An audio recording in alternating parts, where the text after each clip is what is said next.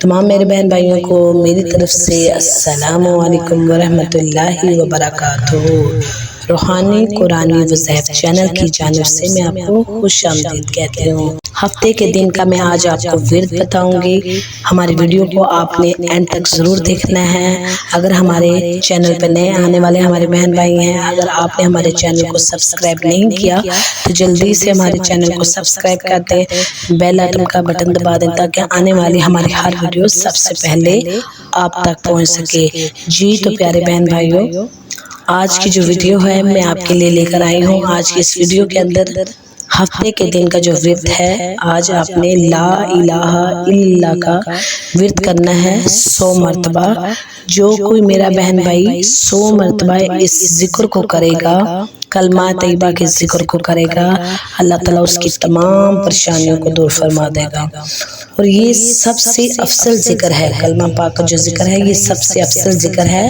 اپنی زبانوں پر زیادہ سے زیادہ کلمہ پاک آپ ورد کریں۔ چلتے پھرتے اٹھتے بیٹھتے کہیں بھی آپ جو بھی کوئی کام کر رہے ہیں تو پیارے بہن بھائیوں اپنی زبان پر کلمہ پاک کا یہ ورد جاری رکھیں۔ حدیث پاک میں ہے جو بندہ 100 مرتبہ کلمہ پاک کا ورد کرتا ہے، کل قیامت کے دن اس کا چہرہ 14ویں کی چاند کی طرح چمکے گا۔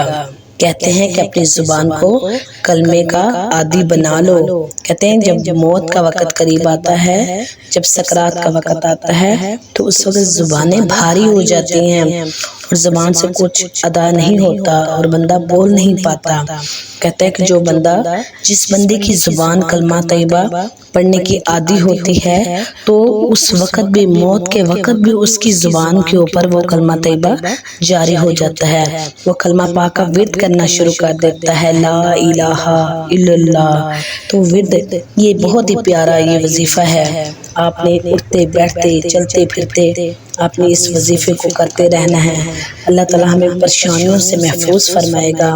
کہتے ہیں کہ ہم کلمہ پڑھنے کا ورد کرتے رہتے ہیں اور ہم یہی کہتے ہیں کہ یا اللہ ہماری تمنا ہے کہ ہمیں موت کے وقت کلمہ پاک پڑھنا نصیب فرما۔ تو پیارے بہن بھائیوں، ہم تمنا تو کرتے ہیں لیکن پڑھتے نہیں ہیں۔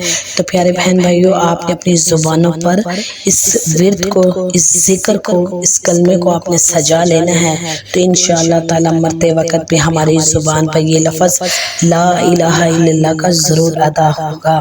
بخاری شریف کی سب سے آخری حدیث میں کیا خوبصورت یہ وظیفہ بتایا گیا ہے۔ پیارے آقا محمد مصطفیٰ صلی اللہ علیہ وسلم نے فرمایا، یہ 2 کلمے ہیں جو زبان پر ہلکے ہیں پر میزان پر بھاری ہیں، اور بہت ہی اللہ تعالیٰ کو یہ 2 کلمے پسند ہے۔ سبحان اللہ وبحمدہ سبحان اللہ العظیم، سبحان اللہ وبحمدہ سبحان اللہ العظیم۔ اس کو بھی آپ پڑھتے رہا کرو، کوئی بھی کام کر رہے ہو، کوئی بھی آپ کسی طرح کا بھی آپ کر رہے ہو تو پیارے بہن بھائیوں آپ نے اس ذکر و اذکار کو کرتے رہنا ہے۔ یہ چھوٹے چھوٹے سے ذکر ہیں، اگر ان چھوٹے چھوٹے ذکر کو ہم اپناتے رہیں گے، ورد جاری کریں گے اپنی زبانوں پر تو انشاءاللہ تعالی اللہ تعالیٰ سے بہت امید ہے کہ اللہ تعالیٰ ہماری پریشانیوں کو، تکلیفوں کو ہمیں دور فرمائیں گے اور ہمارے کاروبار میں، رزق و مال میں خیر و برکتیں اور رحمتیں نازل فرمائیں گے۔